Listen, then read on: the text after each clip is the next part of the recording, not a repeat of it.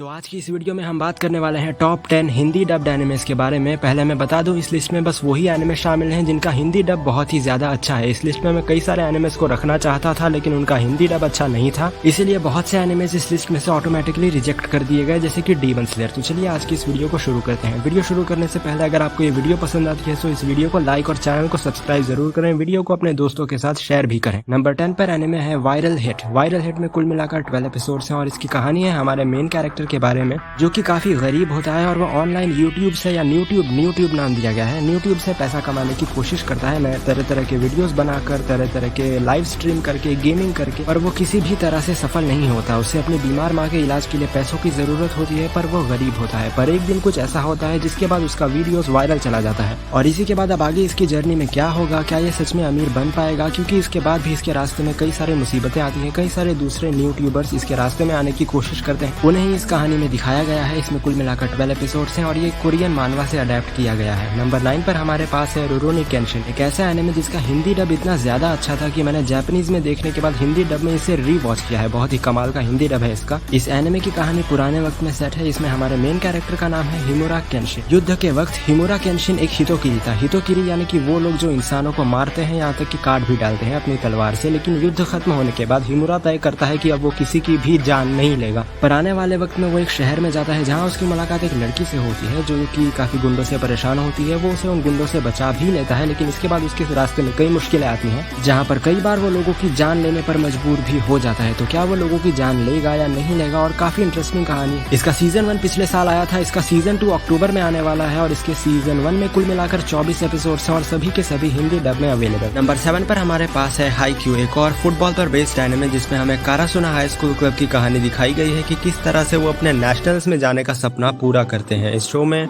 आगे उनके सामने किस तरह की मुश्किलें आएंगी, इसी को इस शो में दिखाया गया है। इसमें कुल मिलाकर 4 सीजन है, जिनमें से पहला सीजन हिंदी डब में अवेलेबल है और अगर इससे अच्छा सपोर्ट मिलता है तो बाकी के सीजन को भी यकीनन डब किया जाएगा। नंबर 6 पर हमारे पास है डॉक्टर स्टोन। इस शो की कहानी है एक ऐसी दुनिया पर जो एक दिन अचानक से पत्थर में बदल जाती है। सभी लोग पत्थर में बदल जाते हैं, जिसके 3 मिलियन साल बाद सेंकू नाम का एक शख्स अपनी नींद से जागता है। अब वो कैसे पूरे ह्यूमैनिटी को रिवाइव करेगा, उसे इस शो में दिखाया गया है। इस शो में कुल मिलाकर 3 सीजन है, जिनमें से पहला सीजन हिंदी डब में अवेलेबल है, दूसरे सीजन की डबिंग इस वक्त चल रही है। नंबर 5 पर हमारे पास है डार्लिंग इन द फ्रैंक्स। इस शो में हमारे मेन कैरेक्टर के पेरेंट्स की डेथ हो चुकी है और इस शो में कुछ पायलट्स, 2 पायलट्स मेका नाम के एक जीव को, फ्रैंक्स नाम के एक जीव को पायलट करके कई मॉन्स्टर से लड़ते हैं, जिसे इस शो में दिखाया गया है। इस शो में कुल मिलाकर 25 एपिसोड्स हैं और सभी के सभी हिंदी डब में अवेलेबल है और इसकी कहानी की डेप्थ में अगर आप जाएं तो कहानी बहुत ज्यादा कमाल की है। नंबर 4 पर हमारे पास है कोड गियोस। जापान में अब ब्रिटानिया का कब्जा हो चुका है और अब जापान को एरिया 11 के नाम से जाना जाता है और जापान में रहने वाले सभी लोगों को 11s कहा जाता है। इसी बीच हमारा मेन कैरेक्टर ललूज बी ब्रिटानिया, जिसे ब्रिटानियंस के प्रति बहुत ज्यादा नफरत है और वो इनके साम्राज्य को मिटाना चाहता है, पर वो ऐसा कैसे करेगा क्योंकि वो बस एक साधारण नागरिक है। लेकिन एक दिन उसे ऐसी ताकत मिलती है जिसके बाद वो किसी की आंखों में देखकर अगर कुछ आदेश देगा तो सामने वाले को उसका ऑर्डर मानना ही पड़ेगा, जिसे गियोस कहा जाता है और ये ताकत एक इंसान पर एक बार ही काम करती है। तो अब ललूज इस शक्ति के दम पर पूरे साम्राज्य को गिराने की कोशिश करता है। अब वो इसमें सफल होगा या नहीं, ये जानने के लिए आपको ये शो देखना होगा। इस शो में 2 सीजन्स और एक मूवी है, जिनमें से सीजन 1 हिंदी डब में अवेलेबल है और सीजन 2 का कुछ भी अता पता नहीं है।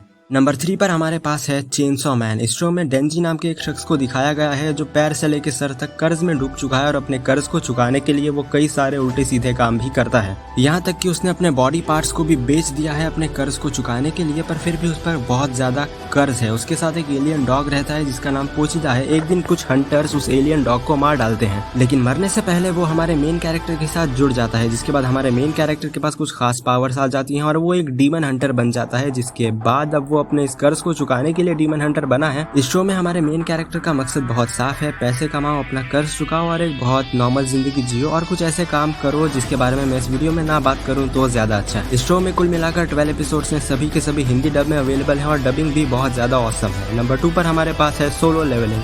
सोलो लेवलिंग की कहानी है एक ऐसी दुनिया में जहाँ पर डंजन पर रेड्स मारकर पैसे कमाए जाते हैं। हमारा मेन कैरेक्टर बहुत ही ज्यादा कमजोर होता है, लेकिन एक दिन उसके साथ कुछ ऐसा होता है जिसके बाद उसका लेवल बढ़ना शुरू हो जाता है। ये कोरियन मानवा से अडेप्ट किया गया है। इसमें कुल मिलाकर 12 एपिसोड्स हैं और इसका सीजन 2 या कोर 2 भी इसी साल शायद आने वाला है और ये सभी के सभी हिंदी डब में अवेलेबल हैं, तो इस शो को भी जरूर देखिएगा। नंबर 1 पर हमारे पास है काइजू नंबर 8। हमारा मेन कैरेक्टर एक डिफेंस फोर्स को ज्वाइन करना चाहता है, जिसके बाद वो काइजू नाम के एक जीव से लड़ सके, लेकिन हर बार वो नाकामयाब ही रहा है और इस पर मैंने एक पूरा रिव्यू बनाकर रखा है, तो अगर आपको डिटेल में जानना है तो आप उस रिव्यू को भी देख सकते हैं। पर आखिरकार वो डिफेंस फोर्स को ज्वाइन करने में कामयाब हो जाता है। अब इसके बाद उसके साथ आगे क्या होगा ये जानने के लिए आपको ये शो देखना होगा। इस शो में कुल मिलाकर 12 एपिसोड्स हैं और ये शो पूरा का पूरा हिंदी डब में और बहुत ही कमाल की हिंदी डब में अवेलेबल है, तो इसे भी जरूर चेकआउट कीजिएगा। वीडियो खत्म करने से पहले एक बोनस एनिमे विंड ब्रेकर, इसका नाम है विंड ब्रेकर। इस शो में भी कुल मिलाकर 12 एपिसोड्स हैं और ये काफी हद तक सिमिलर है टोक्यो रिवेंजर्स से। इस पर भी एक पूरा रिव्यू बनाकर रखा हुआ है अपने चैनल पर, तो उसे भी जरूर देखिएगा। तो चलिए आज की इस वीडियो को यहीं पर खत्म करते हैं। अगर वीडियो पसंद आया हो तो वीडियो को लाइक और शेयर करें। इंस्टाग्राम का लिंक आपको डिस्क्रिप्शन में मिल जाएगा, वहां से फॉलो करें। मैं वहां पर भी आपके सवालों के जवाब जरूर दूंगा। शुक्रिया।